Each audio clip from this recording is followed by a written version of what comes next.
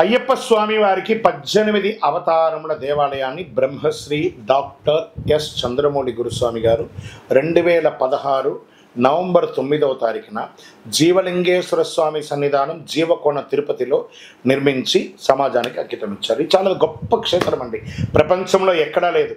అయ్యప్ప స్వామికి 18 అవతారాలు. అతి త్వరలో అదే దేవాలయంలో 27 నక్షత్రాలకు అశ్విని పర్యంతం మీనం వరకు మన రేవతి వరకు అభిజిత్ నక్షత్రం వరకు 28 నక్షత్రాలకి ఒక దేవాలయం కట్టబోతున్నాం. ఇంకను 54 అడుగుల శనీశ్వర భగవానుని ప్రతిష్ఠ చేయబోతున్నాం. ఇది ఒక చిన్నపాటి అడవి ప్రాంతంలో ఉంటుంది, కానీ సిటీలోనే ఉంటుంది. కపిలతీర్థం అక్కడ అలిపిరి, కపిలతీర్థం, జీవకోణ ఎయిర్పోర్ట్ వరకు ఒకటే కొండ కింద అనమాట. ఈ జీవలింగేశ్వర స్వామి సన్నిధానంలో 360 రోజులు నీరు పడుతూ ఉంటుంది శివుడి మీద.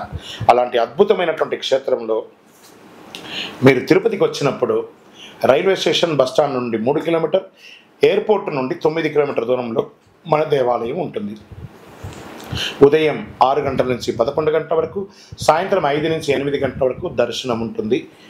ఖచ్చితంగా మీ యొక్క తిరుపతి దర్శనంలో ఒక భాగంగా ఈ దేవాలయాన్ని దర్శనం చేసుకోండి. బ్రహ్మశ్రీ డాక్టర్ చంద్రమౌళి గురుస్వామి గారి యొక్క ప్రయత్నంలో మీరు కూడా వచ్చి దర్శనం చేసి అనుభూతి పొంది అనుగ్రహం పొందండి. విజయోస్తు.